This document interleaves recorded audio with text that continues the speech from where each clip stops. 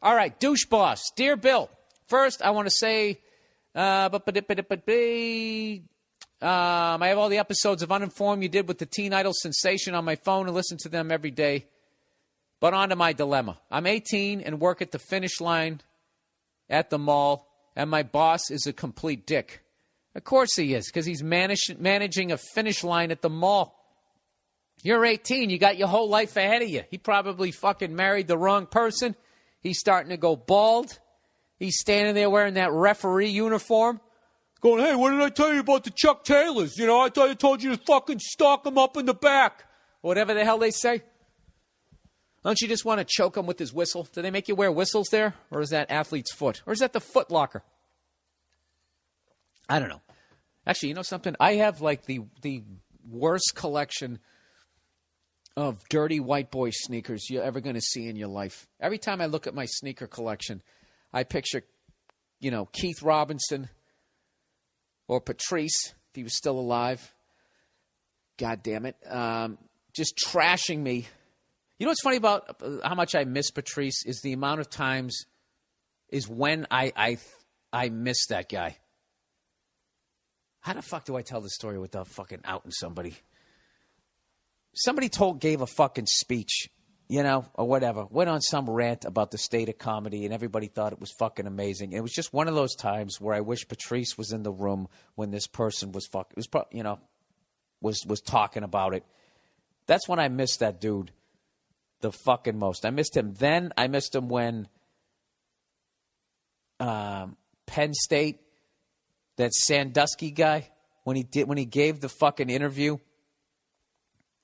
You know that interview when he I think he was talking to Bob Costas and they were going, do you like little boys? And he was like, do I like little boys? I mean, I enjoy their company. And, you know, somebody says, do you like little boys? There's one fucking answer. No, I don't. Okay? And fuck you for asking me that. And this guy's sitting there like, you know, like trying to work out the math in his head. And as creepy as it was to watch that, when I watched it, I was actually laughing, thinking of Patrice watching it, laughing hysterically, and how he would somehow get 25 minutes of material just out of that guy trying to figure out how to answer that question. And I swear to God, like, I don't know.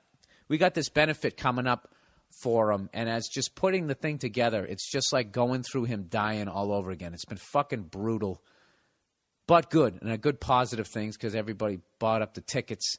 But it's just been like this fucking the finality of it. It's just something like I even talked to all my buddies, like we bring him up like he's still around, and we'll talk about him like he's still around for 5 minutes before you just start looking at the ground. It's just fucking awful.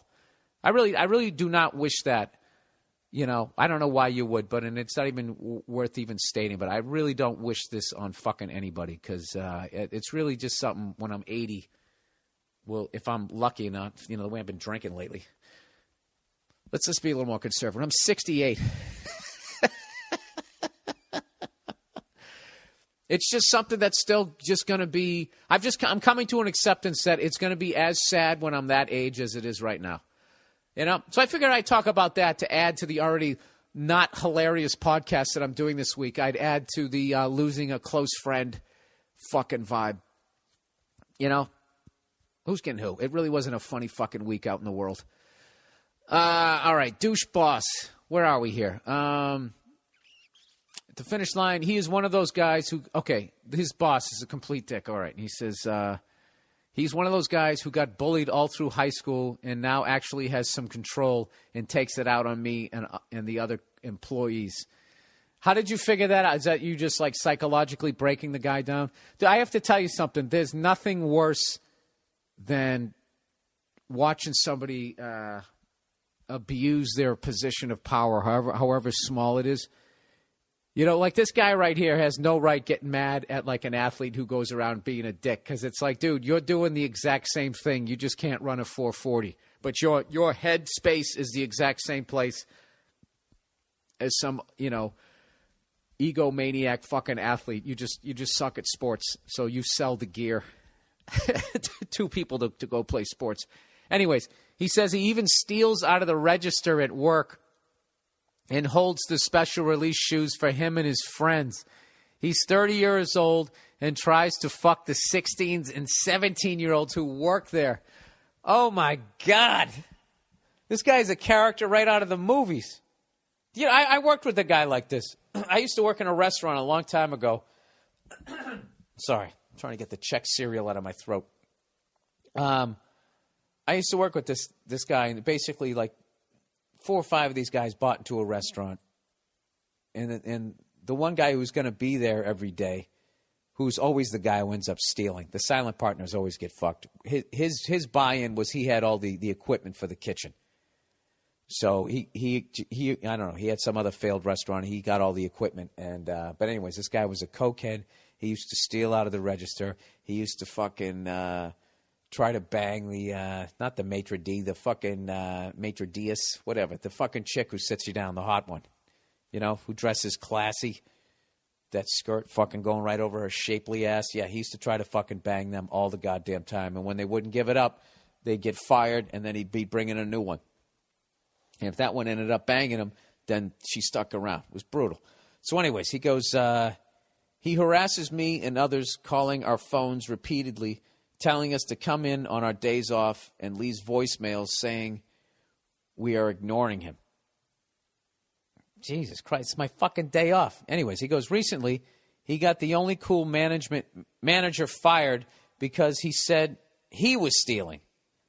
I don't really need this job, but would like to keep working here, but don't know how much longer I can take this. Any advice on what I should do would be appreciated. Sorry for it being so long. Go fuck yourself. It wasn't long at all. It just sounded long the way I read. Well, if you don't need the job, then I would quit. But what I wouldn't do is I wouldn't leave on bad terms. I don't know. Is it really going to matter? It's not like when you're 30, if you're looking for a new job, you're going to put on your resume, I worked at the finish line. Because at that point, you're going to be into a career. I don't know. You say, I don't really need this job, but would like to keep working here, but don't know how. Oh, so basically you're saying you like having walk-around money. Well, I would just get another job. Just get another job. Start the process of getting the fuck out of there. Like, nothing you're going to say to that guy is going to change that guy, and all that guy can do is kind of make your life difficult if you're trying to get another job at this point in your life. Just know that, like, he's at the tip of the iceberg of the awful life that he's going to be living.